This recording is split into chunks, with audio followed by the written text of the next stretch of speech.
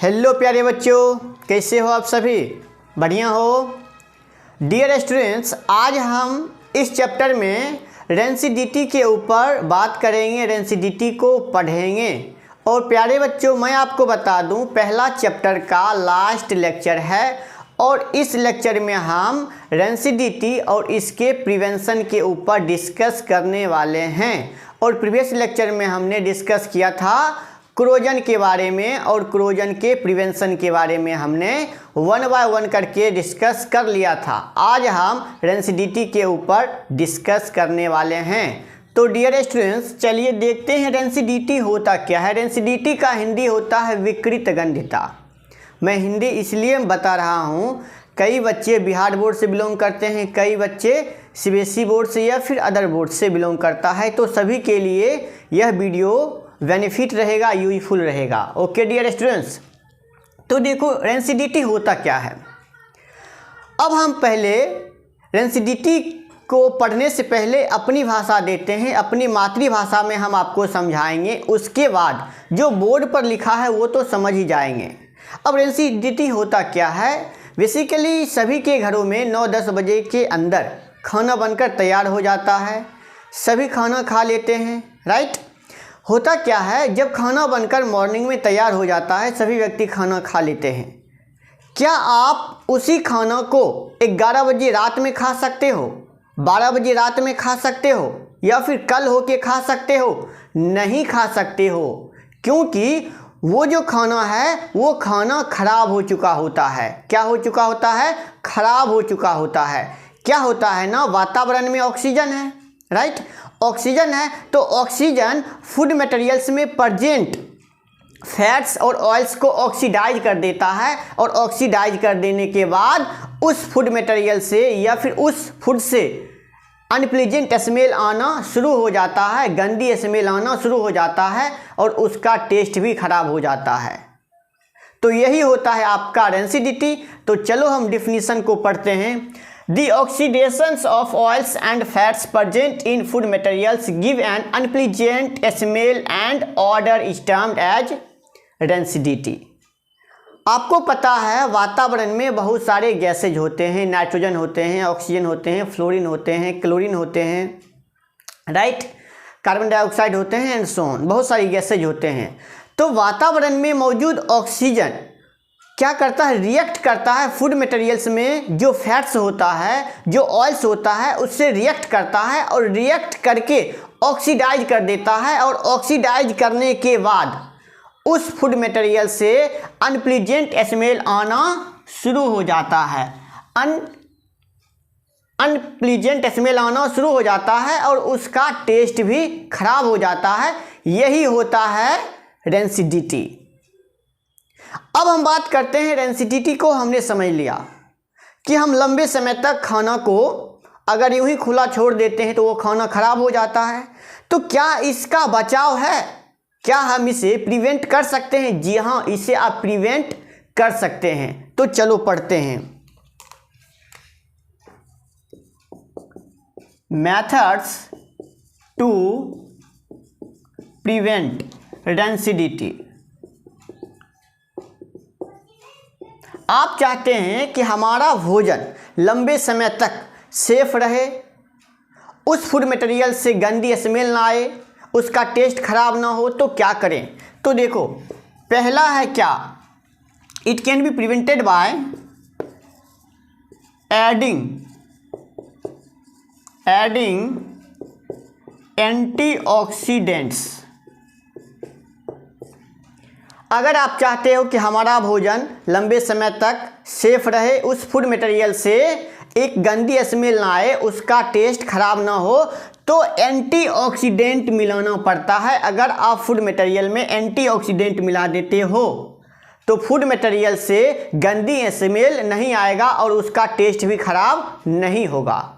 हम आपको अपनी भाषा में बताते हैं। जैसे पनीर, देखे हो पनीर, जब मार्केट से पनीर खरीद कर लाते हो तो पनीर में एंटीऑक्सीडेंट मिला रहता है ताकि वो लंबे समय तक चले और उस पनीर से कोई गंदी स्मेल ना आए। तो पनीर में एंटीऑक्सीडेंट मिला दिया जाता है ताकि वो लंबे समय तक चले, सुरक्षित रहे। उस पनीर से गंदी स्मेल ना आए और उसका टेस्ट भी ख़राब ना हो। तो दो तरह के होते हैं एंटी ऑक्सीडेंट, एक होता है आपका BHT और एक होता है BHA। इसका पूरा नाम देखो, butylated hydroxy toluene, butylated hydroxy anisole. ये दो तरह के एंटीऑक्सीडेंट होते हैं। चलो अब हम दूसरा का बात करते हैं। By using air tight container, देखो एयर टाइट कंटेनर्स, आप चाहते हो कि हमारा भोजन फूड मटेरियल्स ख़राब ना हो, लंबे समय तक सुरक्षित रहे, उसका टेस्ट ख़राब ना हो, उस फूड मटेरियल से गंदी स्मेल ना आए, तो आपको फूड मटेरियल्स को एयर टाइट कंटेनर्स में रखना पड़ेगा। हम आपको समझाते हैं अपनी भाषा में। अचार देखे हो, आम का अचार, आंवला का अचार, मिर्च का अचार, इन सभी अचार को एक जार में रखा जाता है। एक शीशा का जार होता है, शीशा के जार में रखा जाता है। क्यों? और ऊपर से ढक दिया जाता है ताकि आपको पता है वातावरण में ऑक्सीजन है, अगर ढका रहेगा तो एयर नहीं जाएगा और एयर में ऑक्सीजन होता है, वो रिएक्ट नहीं करेगा। अगर जार को आप खुला छोड़ देते हैं तो अचार खराब हो जाता है। तो इसका यही रीज़न है, वातावरण में मौजूद ऑक्सीजन अचार से रिएक्ट करता है और रिएक्ट करके ऑक्सीडाइज कर देता है, और ऑक्सीडाइज कर देता है तो अचार भी ख़राब होने लगता है। कभी कभी आप देखे होंगे आम के अचार के सरफेस पर, सतह पर एक वाइट कलर का फूफद या फंजाई जमने लगता है। इसका यही वजह है।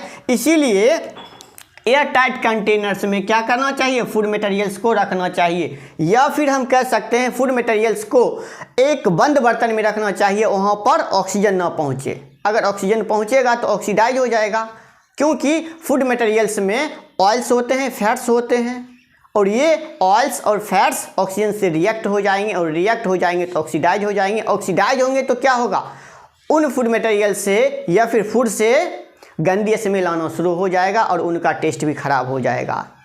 तो एयर टाइट कंटेनर्स में आप रख सकते हैं फूड मटेरियल्स को, जहां हवा न जाए, एयर न पहुंचे। चलो अब हम प्रिवेंशन ऑफ रेंसिडिटी तीसरा करने वाले हैं। तीसरा है आपका, it can be prevented by replacing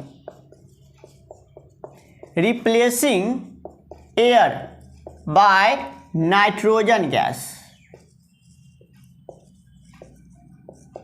देखिए, कुरकुरे का पैकेट देखे हैं, खाए भी होंगे, लेज का पैकेट, दालमोट का पैकेट, चिप्स, इन सभी पैकेट्स में नाइट्रोजन गैस होता है। याद रखना, कौन सी गैस होती है, नाइट्रोजन गैस होती है। अब नाइट्रोजन गैस ही क्यों, क्योंकि नाइट्रोजन गैस अनरिएक्टिव होता है।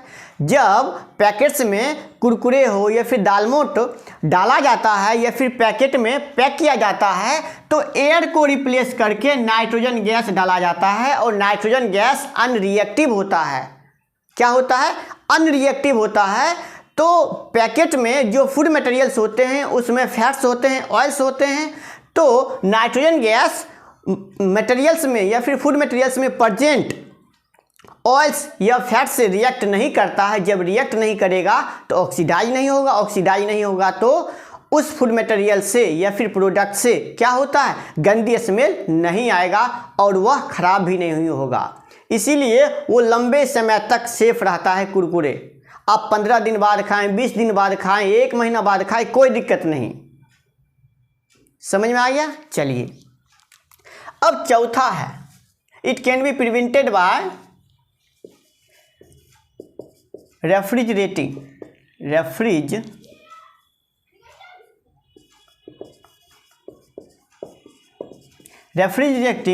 The food materials, food materials stuff. देखिए, अच्छा एक चीज़ बताइए, ज़्यादातर लोगों के पास, ज़्यादातर हम कह सकते हैं 80% या फिर 50% लोगों के पास फ्रिज होता है, रेफ्रिजरेटर होता है। तो खाना बनाने के बाद फ्रिज में क्यों रख देते हैं? कोई तो वजह होगा फ्रिज में खाना बनाने के बाद फ्रिज में हम क्यों रखते हैं।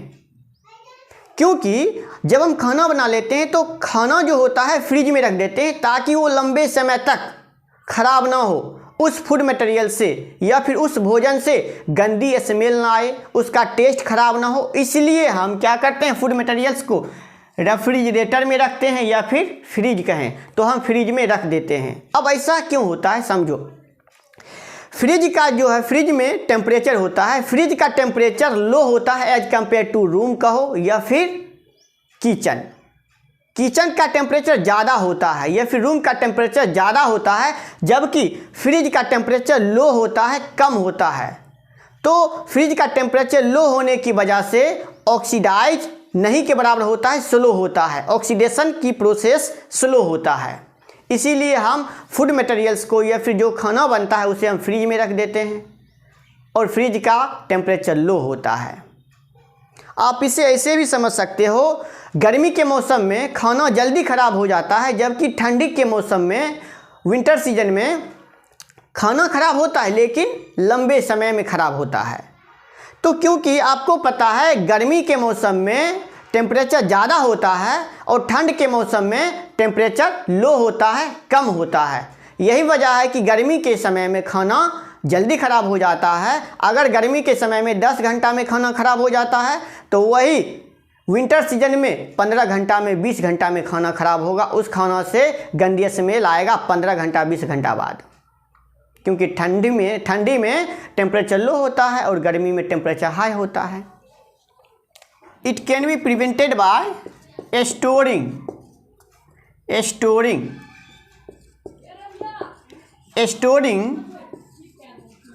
food materials away from light। आप चाहते हैं कि फूड मटेरियल्स या फिर भोजन लंबे समय तक सेफ रहे, उस भोजन से गंदी स्मेल ना आए और उसका टेस्ट खराब ना हो, तो आपको क्या करना पड़ेगा, लाइट से दूर रखना पड़ेगा। क्या करना पड़ेगा, लाइट से दूर रखें। इसीलिए कहा जाता है किचन का डोर हमेशा बंद रखें, या फिर किचन में बल्ब ऑन है तो बल्ब को ऑफ कर दें ताकि लाइट नहीं रहेगा। अगर लाइट नहीं रहेगा तो ऑक्सीडेशन की प्रोसेस लो होगा और फूड मटेरियल्स ख़राब होने से बच जाएगा। तो ये था हमारा 5 प्रिवेंशन ऑफ रेंसिडिटी। ये पहला चैप्टर का लास्ट लेक्चर है। अब हम आपको फिजिक्स का पहला चैप्टर इलेक्ट्रिसिटी स्टार्ट करने वाले हैं। तो मिलते हैं फिर नए लेक्चर में, तब तक के लिए मैं आपसे विदा लेता हूँ। जय हिंद, जय भारत।